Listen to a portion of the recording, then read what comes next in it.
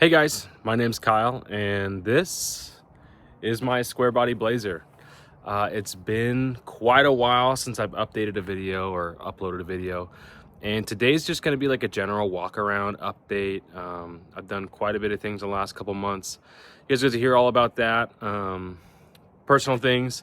I now have 2 kids. It's been probably 2 years since I uploaded, and I have a 2.5-year-old and an infant who is 4 months old. A lot of the updates I did on it had to do with that, making it more reliable, helping me get the kids around, all that sort of stuff. I'll start in the back.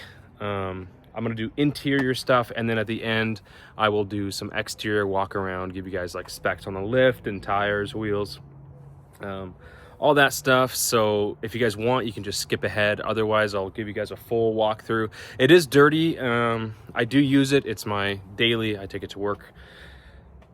Just know that. No big deal, but yeah, just want to let you guys know. All right, so here in the back, we got the manual tailgate. It's a crank to open, and then you got to reach inside and pull the latch. Let me see if I can get that to focus in here. Like I said, it is dirty. Sorry about that. And then you gotta kind of pull, and these doors are super heavy. They're like super stout, but they're very heavy. Pretty thick, and then they've got the glass and the roller inside. So back here, it's probably pretty different from the last time I showed it. I built some rear panels out of wood. They're just super cheap, but they were functional. The reason I did it out of wood is that I wanted to mount stuff.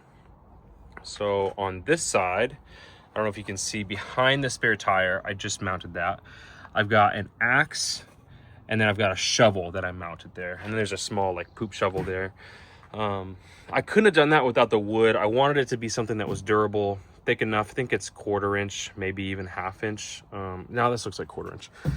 But yeah, I wanted to mount some stuff to it. So I've got a little, there you go. You can see that little bottle opener there. This is my modified-ish impromptu molly panel that I'm testing out.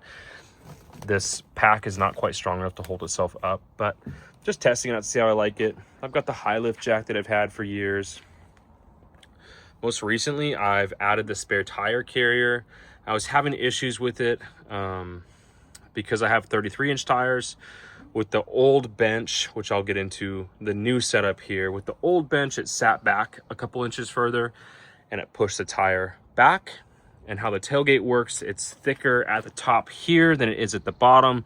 So even though measurement wise, it technically would have fit a 33-inch tire, the upper part of the tailgate slants in too much and it was hitting the tire. So now with the new back seats, which like I said, I'll get to those, I was able to mount this spare tire carrier in. It's still not perfect. You can see that the center pin is off. What I need to do is add a little spacer bracket here that bolts in. Let me see if I can get that a little better for you. There you go. You can kind of see back there. A little spacer that bolts here and then offsets it an inch or two so I can bolt the bracket for the tire carrier to the spacer. And that's what I'm planning to do. And I think this will allow me to run even a 35-inch tire. I have an inch on either side of clearance. So I think I should be able to run a 35, which is awesome. I run this cheap Plano box.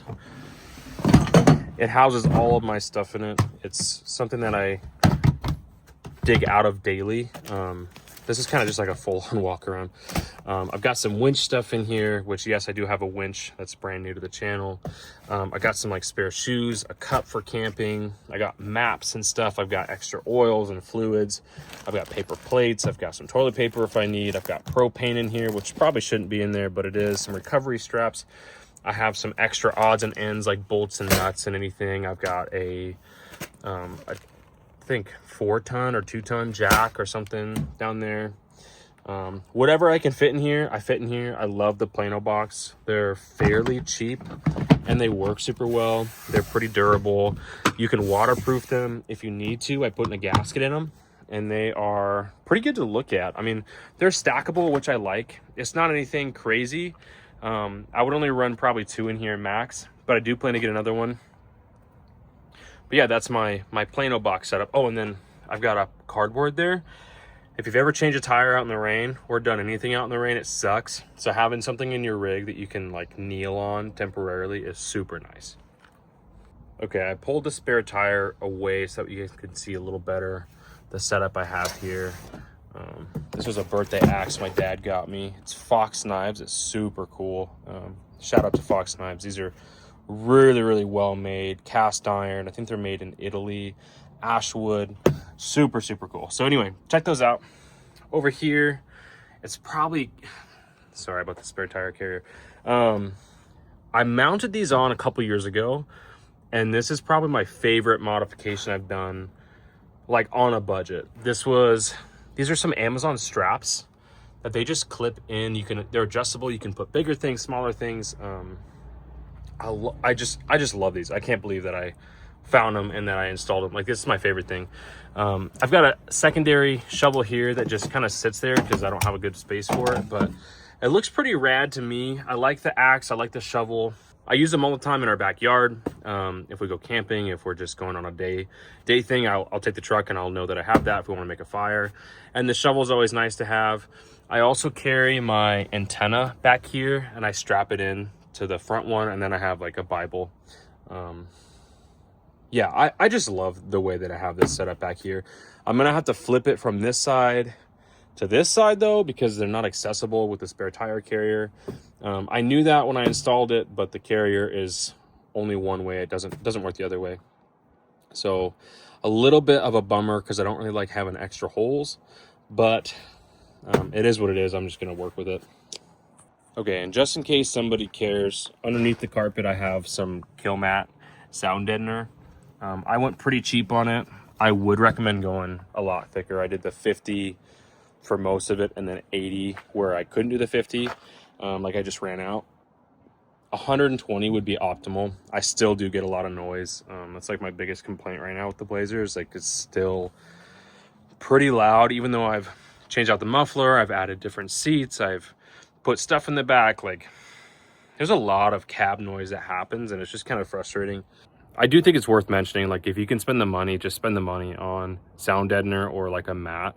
There's a local place here called Wilco, and it sells 4x6 sheets of like 1-inch thick rubber mat, and I've thought about getting that for the back here, especially since I do carry cargo around, just as like an extra sound deadener, but also protection for the carpet.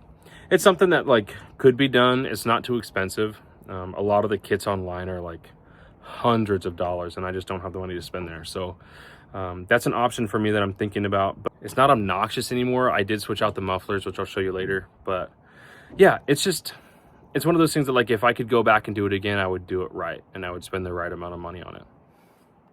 Now I'll show you guys the front of the interior.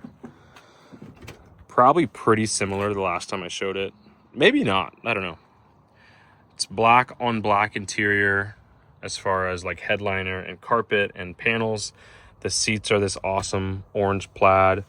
My dad dyed all the seats for me as like a gift, so some of it is rubbing off, but they look a lot better. Like this part, this final part, it used to be tan. It looks really good. The contrast is super nice, especially with the fact that my Cheyenne emblem is orange. I think it really complements that nicely. So let's see, most recently I added these bottom carpet panels that are probably off of like an 80 something model, as well as these door sill protectors. I was getting, the carpet has just always been so bad in here. We had like a junk kit off of Marketplace that my dad bought long time ago, and it overhung, and I had to cut it back, and I was getting some rust, like pinhole rust spots here. So I cut it back and I added a door sill, and I haven't had any issues since. These door panels suck. They are off of a different model. The truck itself is a 77 Cheyenne. The doors are off of like an 87 or something similar. So the panels I had didn't fit the door correctly. You can see here, my younger self cut a square when I should have just hole sawed it. I lived in an apartment with a bunch of guys, and I just didn't have time or money or anything to do it. So this has always bothered me, but for some reason, the panel sits out super far compared to the crank, so it's never worked great, and it also bumps up against it, and it's just kind of a mess. But that's how both panels are. The other side, actually, you can see is broken. I just haven't replaced it yet. I don't know. There's just so many things that you can replace on all these, but it's gonna work. It works how it is, and I'm happy with that. The steering column has been rebuilt, as in the last like 2 years. Super sturdy. It's a factory like 77-ish steering wheel with the factory emblem on it, and the horn works, so that's pretty cool. None of my gauges work. I mean, that's not true. Fuel works, and volts sometimes works. Oil pressure sometimes works. Temp gauge does not work. The clock does not work. The indicator here does not work, but that's not without me fixing it. I fixed it a couple times. There's something that it hangs up on in the column. I'm missing a couple vent things. There's like, if you look at it from afar, it looks pretty damn good.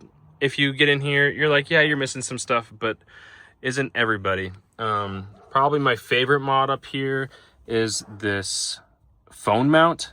I do some mild off-roading, nothing crazy. I've never had my phone fall off of it.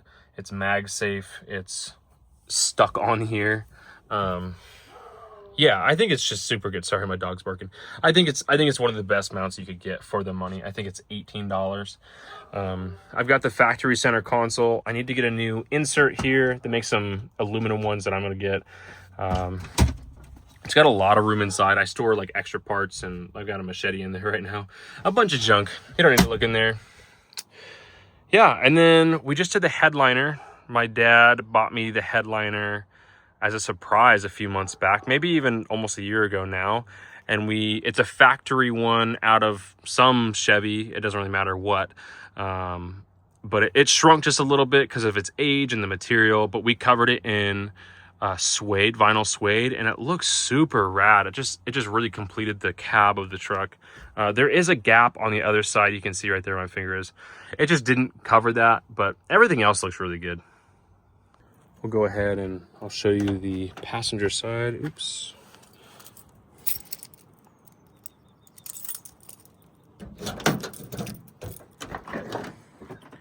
It's from the passenger view.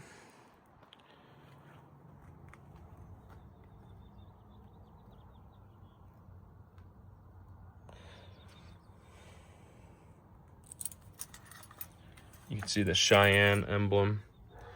They make a bunch of these. Everyone's different pretty much. I've got the Uniden Bearcat 885, tracks EMS vehicles. Let's see, it says all sorts of stuff. You can look at the specs. It's really cool. The range is really good too. I also did some black seat belts here. I had gray for the longest time. The passenger side was broken. It wouldn't lock on retract if it needed to, so I got these. This is the part number. They don't fit perfect. There's a little bit of a modification that needed to happen. All right, so under my seat, these do fold up, which is pretty fun. It's a latch system, so you pull up and it disconnects from the latch here. And under here, I have my bag that holds my air compressor stuff and my winch controller. I think that's pretty nifty. It fits perfect under there. It's just like a gym bag I found online. I just wanted something for the dimensions. And then here's the biggest update that probably none of you, no one's seen. So I did some seats out of a 2009 Tahoe. And like I said, the truck is really dirty, sorry. These were this was probably the best, for the money, the best modification I could have done. The bench was cool. It matched the front seats. The problem was that when my girls were in it, when they were strapped down, the foam in it wasn't sturdy enough, so they'd be tilted in, and their car seats were tilted. They were cockeyed essentially, and that wasn't cool with me. It definitely wasn't cool with my wife. I was like, well, what can I do on the cheap? And I know a lot of people say this is not cheap. I did this entire system for 300 bucks. There's no welding, there's no fabrication needed, simple tools. You do have to drill through the floor, but for the money, I think this is probably the most practical addition I made. It's got the 3 integrated lap belts. They're not super long. Like, I weigh 250 on a bad day, and I barely can fit back there. Not to mention they sit a lot lower to the floor, so your knees are kind of to your chest. So it's not the most comfortable for adults, but for kids it works perfectly. I retained all the factory mounting holes, so if I needed to swap back for any reason I could, or if I were to take this to like a car show and wanted something more factory look, that would work great for me. Again, these are out of a 2009 era Tahoe, and I'm so stoked with them. They seriously are so cool. I'm so stoked. All right, and here's a video of how these work. So I pull the latch up, or this one I think, and it folds forward. And then I pull this up. I think I pull this up and it lifts up. Yeah, there we go. And so both of these, sorry for the poor quality video. So both of these will fold completely forward and up, and then they will also fold down, and then they'll pull out. So now it's free. Now it's completely out. And I can take this out, and it comes out in like 5 seconds rather than 10 minutes like the old bench. So it's pretty rad. I'm super excited. It's already been super helpful. I've moved pallets in here by just folding these forwards. Let me know if you have any questions on it. All right, another thing I did was I added these marine grade, or just, they were just meant for boats, but there's no cup holders back here. And because my panels are wood, I just screwed in, and they hold pretty much any drink. They're tension, so they got a spring on them, so when they go down, they're good. They go up. I've been off-roading several times with these, and they don't shake, they don't make noise. I even went off-road and had a drink in there from a passenger, and they said it was totally fine. I have these speakers down here that are Infinity speakers. I still need to wire them up. They were gifted to me, but someday I'll get those in. As needed, I have a fire extinguisher. It was like required for one of the trips I went on for the off-road community. And let's see. Oh yeah. And then I keep here, I keep my DeWalt mechanics toolkit, and that thing comes in handy like no other. I think that's probably the most used tools in my inventory. I have quite a few tools now, and this I consistently pull out even more than like an impact. And then finally, because if you do this modification where you add aftermarket seatbelts, just know that these flop around. They're not static, like the ones that would come in like the factory kits. So I had to zip tie it. I had to drill 2 holes and zip tie it. I'm really glad I did, because it was really frustrating to like try to hold it up while you close the seat down. It just made it so much easier. And my wife is in here a lot, and I wanted the best I could do for her. And this is what, 1, I could afford, but 2, just it worked with the kit. So because I don't have speakers, I actually don't have a front one either. I took it out a long time ago and just never replaced it. I do use a JBL speaker, and when you put it down here, dang, that thing sounds pretty good. It bounces the sound waves off of the metal, and it sounds like a pretty dang good sound system. Nothing expensive, but I think you can get these for pretty cheap now, and it works really, really good. Okay, so to finish up, right in here, I have a 3-gang switch panel from Nylite. Really cheap, but it is functional. This first one controls my accessory lights up front. They're like kind of like high beam, maybe-ish fog lights that you could use. This middle one's not actually currently being used. I took the pod lights out, so I'm still thinking about what I want to use this one for. And then this one controls my unit in. I just hardwired it in because it was easy, and I didn't like the previous wiring job I did, and my cigarette lighter went out. So this doesn't work anymore anyway. I had to wire it in somewhere, so I just wired it up to this. Those only work when the car is in the on position or better. I already had it on, oops. So this one's for the accessory lights. This one is empty currently. I had some ditch lights, fog lights that I just didn't like the look of, so I took them out. And then this one controls my unit in. So when it's off, I can switch it on, but then I still have to turn this on. All right, up front here, I have a brand new winch, new to me, not brand new. This is a Facebook Marketplace score that I got for 50 bucks. It's a 12,000 pound. It's called a Samurai Warrior winch. I'd never heard of it before, and I truly don't care. I'm not gonna use it a whole lot, but I think it's pretty rad, and it makes me so happy that I only spent $50 on a 12,000 pound winch.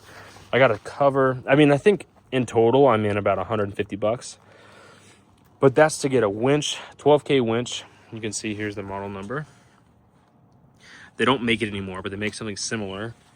With the fair lead, my dad gave me his old winch hook. That was with the cradle. I bought the cradle from Harbor Freight. I think it's $80. And then I got a quick connect system that just works flawlessly.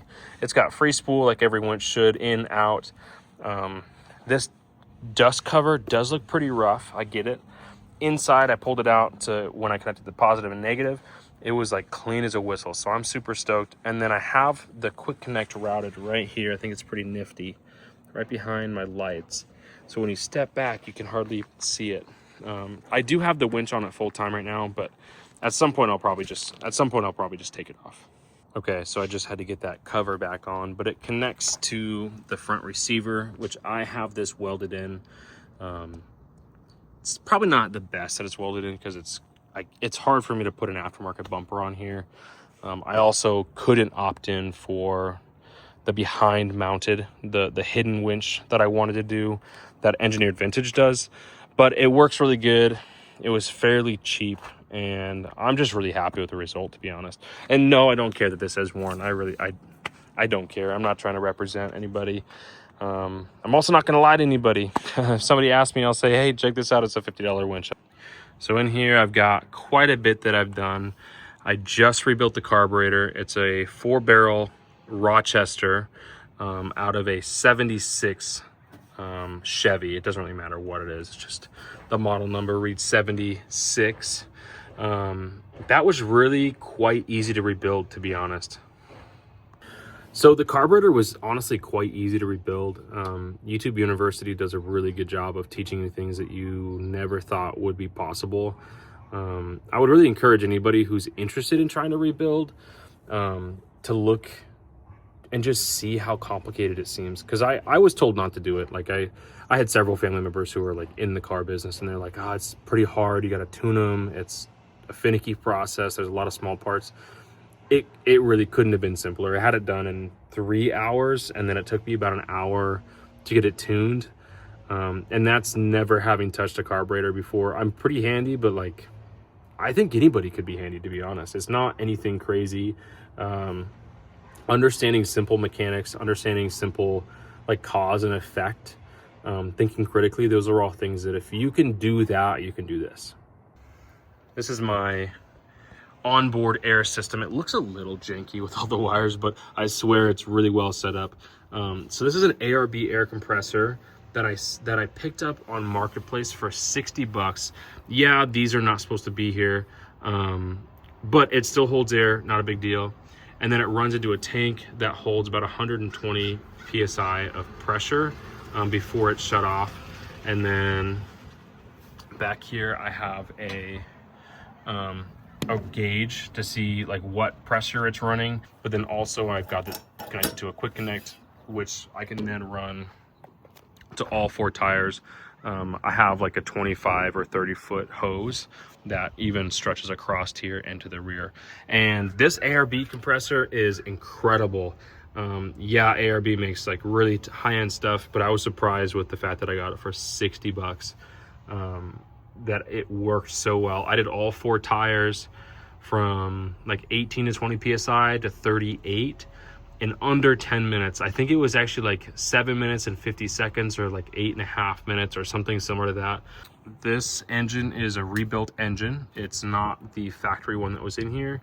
That one blew up actually right after a rebuild, and the same guy took it back and warrantied it and rebuilt it for me. It's just a small block 350. It probably gets between 230 and 300 horsepower. Nothing crazy. I can definitely feel the difference after the carb rebuild that I did this week. Super nice to have a reliable engine. My parents did that as a gift for us like 4 or 5 years ago, and I'm so grateful for that. That's really just changed the life of this rig. It was so unreliable before, and it just was so hard to be happy with it. And now it just runs and drives flawlessly, especially after the carb rebuild. I get to just use it for fun as well as like daily it. It's not good on fuel. I'll be honest, it gets like 7 to 10 miles per gallon, but the fact that it runs and drives and it's 50 years old almost is pretty incredible. So the roof rack was really cool. I got it for free on Marketplace on my birthday, actually in 2022. I've had it forever. I just had it sitting, and then I think in 24 I finally decided to like measure and cut it down, make sure it was the right width and length, which it wasn't, so I had to cut it down. And then it just sat forever. I painted it. I was like, I'm gonna install it. And I just was too nervous. I was like, I don't want to drill through the top. I don't want to make all these permanent modifications. And then this year I was like, you know what? The truck's just sitting there. I'm not doing anything with it. I'm not enjoying it to like its fullest capacity. I have all these things I want to do to it that I wasn't. And that's what prompted this whole build. Like the seats, the air compressor, the lights in the front, the winch, the roof rack, all of that was like stuff that I did from January to April. I mean, this is all pretty recent stuff that I just was like, you know what? I need to use it or I'm going to lose it. So that's the roof rack. I really, really love it. It's off of a 5th gen 4Runner. And like I said, it was too long, but overall, I really like it. It's not going to be super durable or super strong. I do like running an awning when we go camping, so I'll put the awning up there. I've run these before. We used to have an old Toyota. I know that this roof rack is capable of that. Maybe even might be capable to do like a rooftop tent or something in the future. But for now, if it holds some Rotopacks that I get or Max Tracks, if it holds the awning, I'm completely happy. Inside, you can see I bolted it straight through right there. Grade 8 bolts and nuts. For how little I measured, they are almost perfect. From side to side, there's like less than a 1/4 inch of difference, maybe even an 1/8 inch of difference. They're both sitting right on this topper line. And then rears, I think, are almost identical spots. Same thing, within a 1/4 inch at least. And then even front to rear, you can see this one ends right there. That one ends right there. I mean, this was just like hillbilly type measuring where I took a point here, down here, and I measured from here to there, and then I went from there to there, and then I did it on the other side, and then I adjusted as needed. And then eventually I just said, you know what, it's gonna have to work. And so I just drilled through, and thank God it looks good. My dad was super concerned it was not gonna be straight and appropriate, but it looks really good, and I actually get a lot of comments on it too.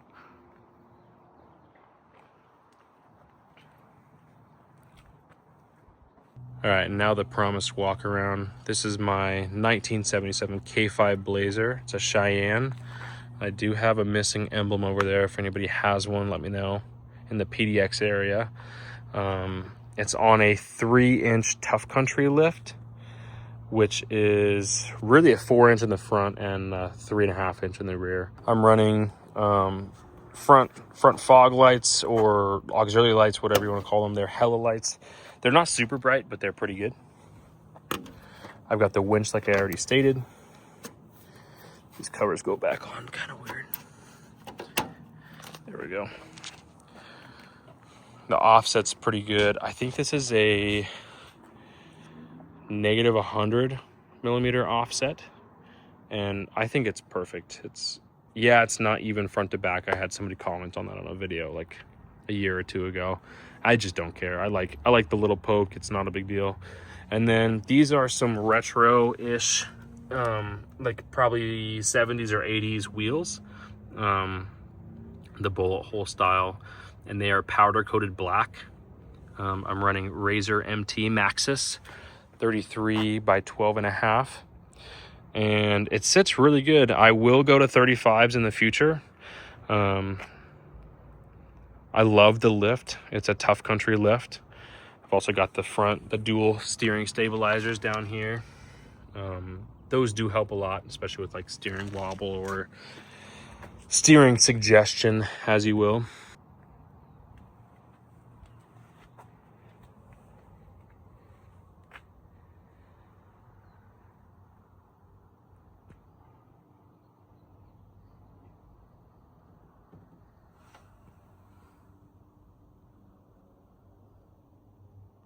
All right, you guys, well, this video is probably getting kind of long. I don't know.